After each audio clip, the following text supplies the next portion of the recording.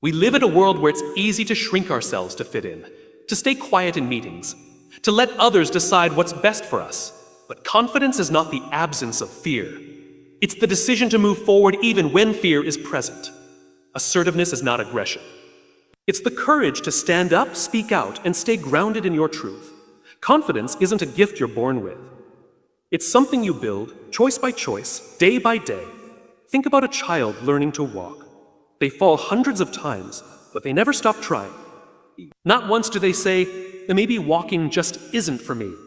That's confidence in its purest form. It's not about being perfect. It's about trying again.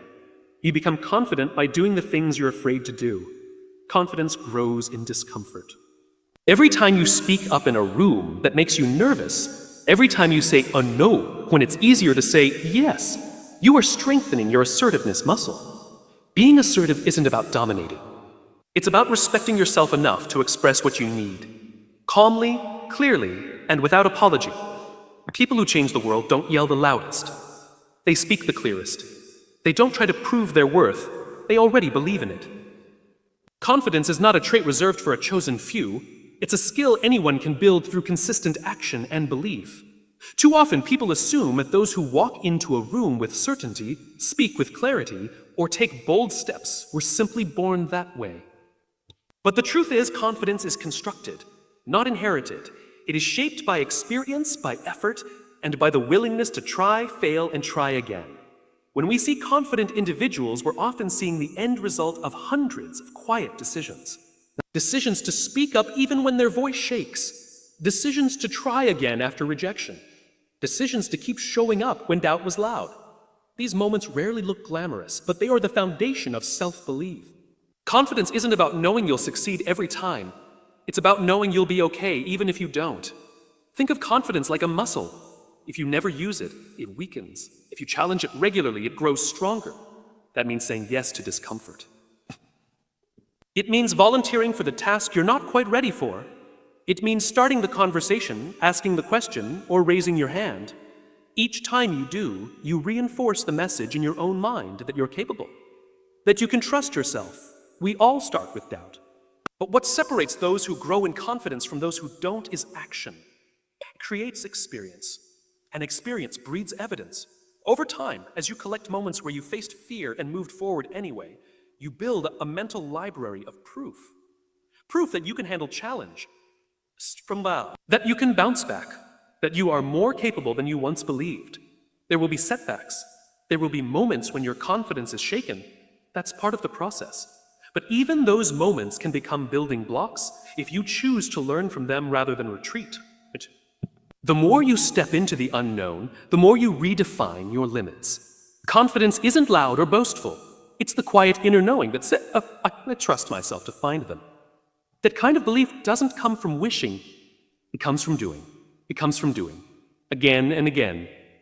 Assertiveness is often misunderstood. Many confuse it with dominance, harshness, or aggression.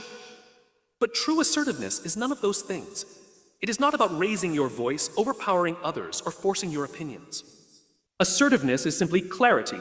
Clarity of thought, clarity of communication, and clarity of boundaries. It's the ability to speak your truth without diminishing someone else's. When you're assertive, you express your needs and ideas with honesty and respect. You're not trying to win a battle or prove a point. You're standing in your own space with confidence, not to push others away, but to invite mutual understanding. This clarity comes from self-awareness. You know what you believe, what you need, what you value. And you're not afraid to communicate that, even if it makes things temporarily uncomfortable. Aggression, on the other hand, stems from insecurity. It's fueled by the need to control or dominate. It shuts others down. It creates fear and resistance. Assertiveness does the opposite. It builds trust. It allows room for others while still honoring your own position. When you're assertive, you are calm, direct, and grounded. You don't need to shout to be heard. You simply speak with purpose. This level of clarity changes relationships.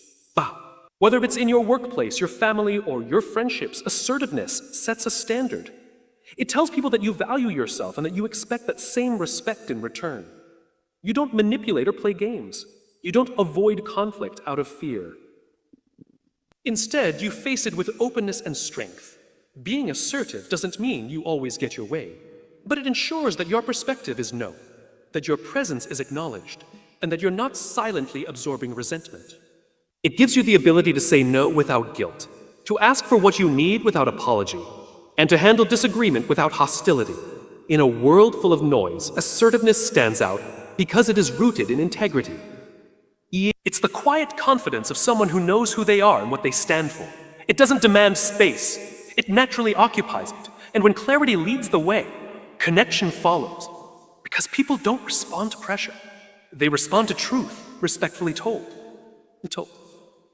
Fear is not the enemy, it's a signal. It's the mind's way of pointing us towards something that matters. Yet most people treat fear like a stop sign, assuming that its presence means they should back away, stay quiet, or avoid taking action. But fear often shows up not to stop us, but to guide us. It appears when we're on the edge of growth, when we're about to do something unfamiliar, vulnerable, or meaningful.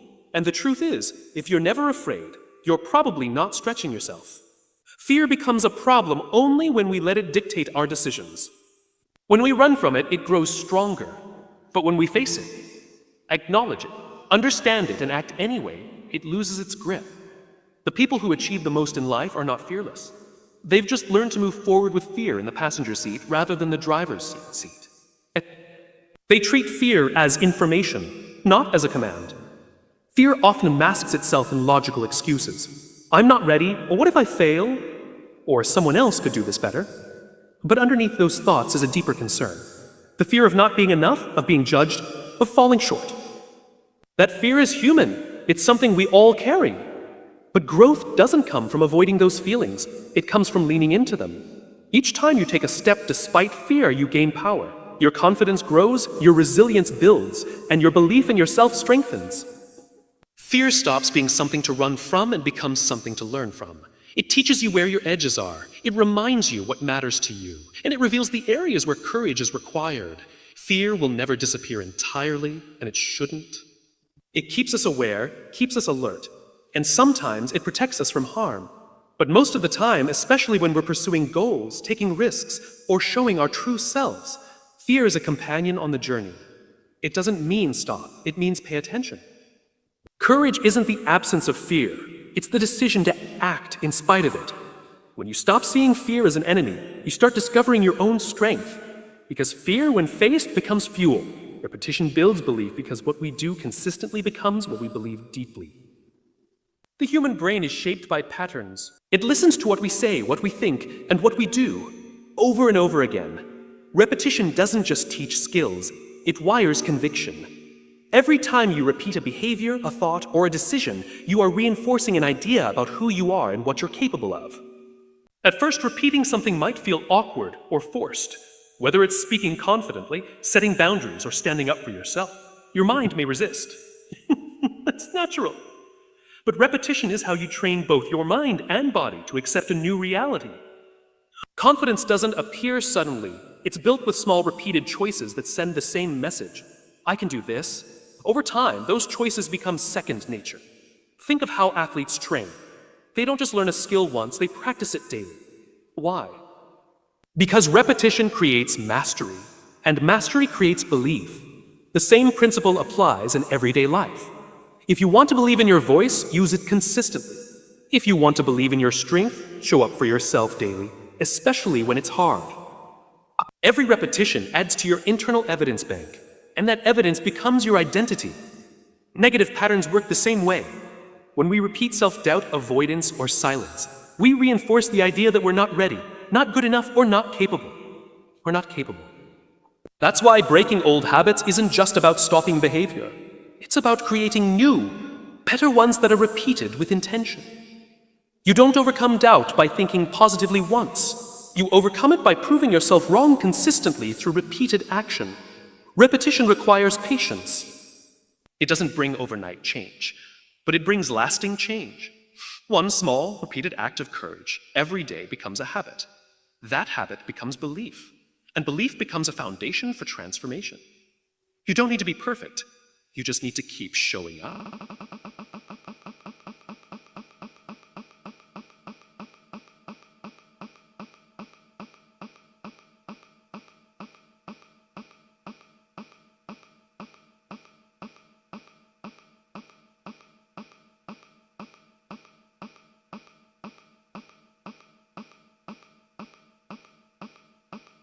Over time, what once felt uncomfortable will start to feel natural.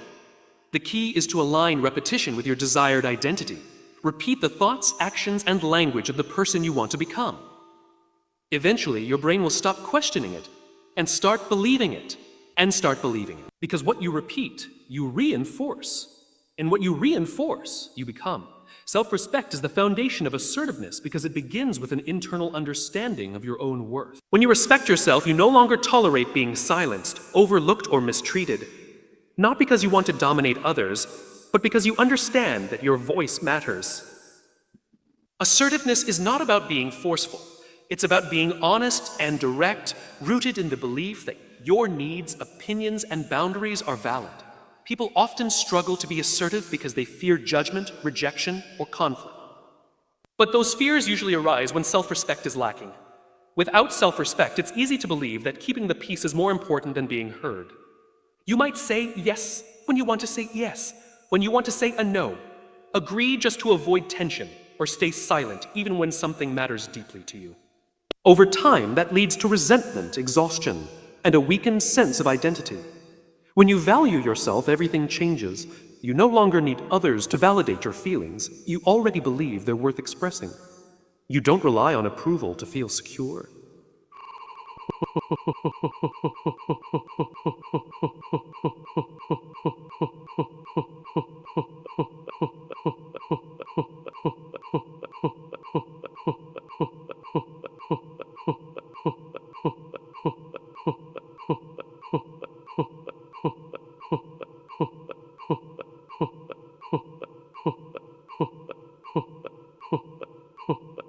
You begin to protect your time, your energy, and your values, not out of arrogance, but out of alignment with who you are.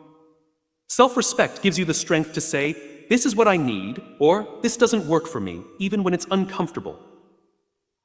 Assertiveness becomes a natural expression of self-respect.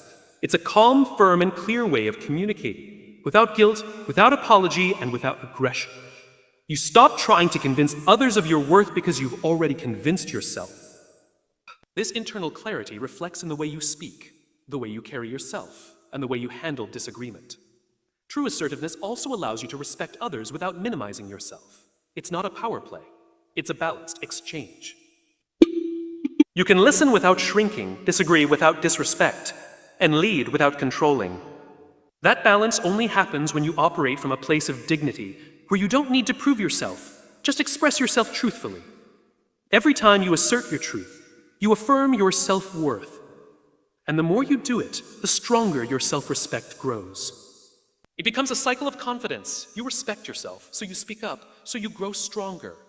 That's how inner strength shows up, quietly, clearly, and powerfully. Empowered people empower others because they no longer see success as a limited resource.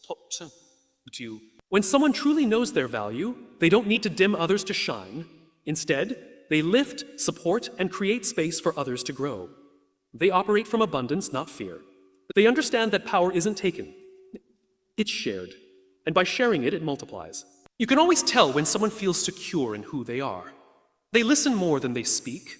They encourage more than they criticize. They give without needing recognition. Empowered individuals don't compete for validation because they're already grounded in their purpose. That stability gives them the ability to recognize potential in others and speak life into it. They see people not just for who they are, but for who they could become. What makes this kind of empowerment powerful is that it's contagious. When you're around someone who believes in you, you start to believe in yourself. A kind word at the right time, a moment of trust, or a chance to lead, even when you don't feel ready, can change someone's entire trajectory. Empowered people are not gatekeepers. They're bridge builders. They remember what it felt like to be overlooked, unsure, or afraid. And because they've walked through it, they don't forget to reach back. Empowering others doesn't require a title or a platform. It requires presence, awareness, and intention. It's in the way you speak to your team, the way you encourage your friends, and the way you support someone's dream, even when it's still fragile.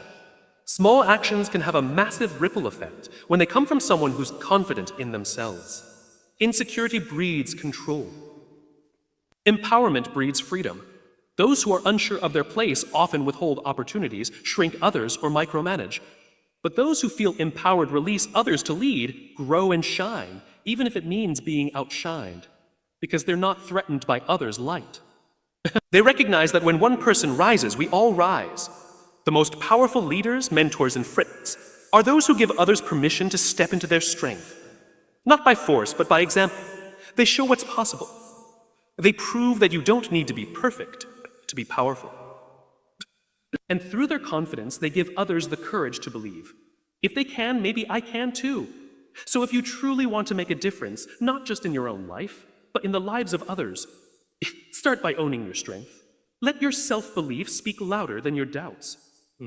Show up with courage, lead with compassion, and never underestimate the power of your presence. Because when you walk through the world empowered, you do more than succeed.